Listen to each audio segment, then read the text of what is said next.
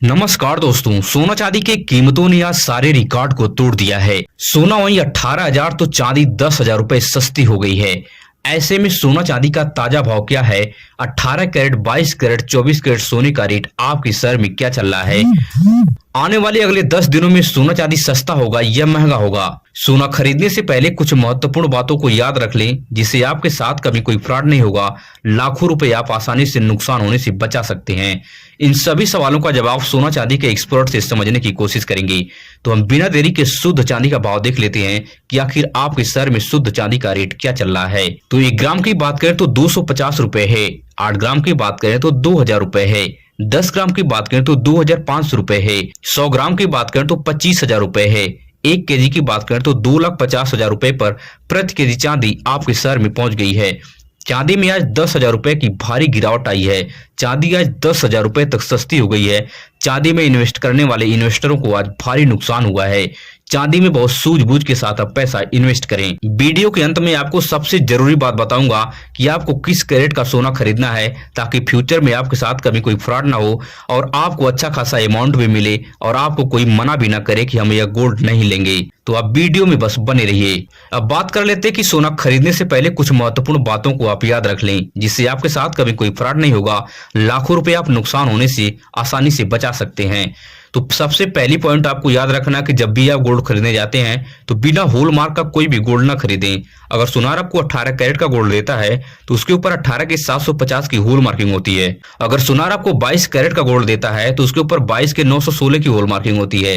अगर सुनार आपको 24 कैरेट का गोल्ड देता है तो उसके ऊपर 24 के 999 की होल मार्किंग होती है। इन सभी होल मार्किंग को ध्यान में रख के आप अच्छे तरह से सोने की खरीदारी कर सकते हैं और आपके साथ कभी कोई फ्रॉड भी नहीं होगा। और दूसरी सबसे महत्वपूर्ण पॉइंट है जो भारत में प्रचलन में है, HUID कोड बेस गोल्ड। यह 6 डिजिट का अल्फा न्यूमेरिक कोड होता है। इस कोड को आप BIS केयर ऐप डाउनलोड करके जैसे उसमें एंटर करेंगे, आपके गोल्ड का पूरा ब्यौरा इसमें आ जाएगा। इस पर भी विश्वास करके आप सोने की खरीदारी कर सकते हैं।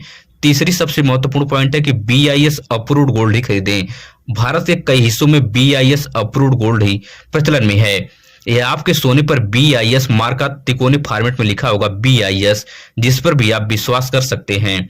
और पांचवी सबसे महत्वपूर्ण पॉइंट है कि जब भी आप गोल्ड खरीदने जाते हैं तो सबसे जरूरी बात है कि गोल्ड का रेट और कैरेट की जानकारी लें। यह जानकारी मिलते ही उस समय के ताजा भाव से आप मैच करें। आपके भाव में और सुनार के भाव में 2 से 3,000 रुपए का डिफरेंट है, तभी आप उस सुनार की दुकान से सोना खरीदें, अन्यथा ना खरीदें। नहीं तो आपके जेब से ज्यादा पैसा ही निकल जाएगा और आपको पता भी नहीं चलेगा। और छठी सबसे महत्वपूर्ण पॉइंट है कि जो भी आप गोल्ड या सिल्वर खरीदते हैं उसकी GST वाली आप पक्की बिल अवश्य बनवाएं, ताकि फ्यूचर में आपके साथ कभी कोई फ्रॉड नहीं होगा।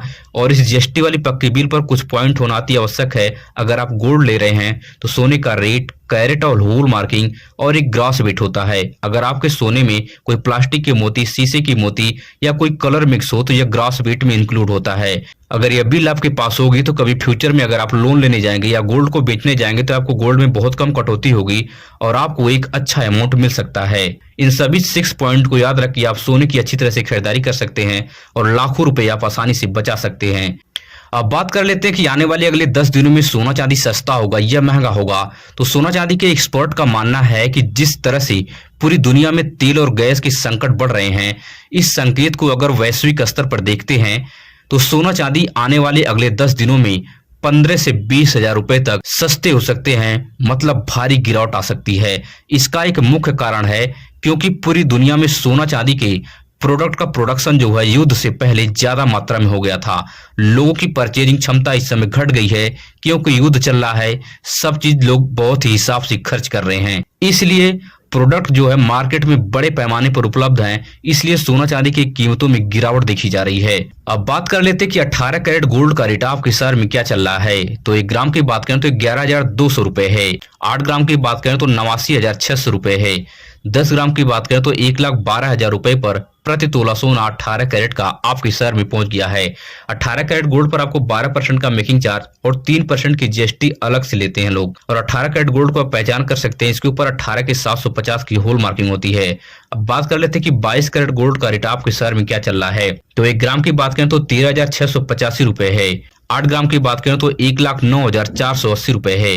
10 ग्राम की बात करें तो 1,36,850 रुपए पर प्रति तोला सोना 22 कैरेट का आपके शहर में पहुंच गया है।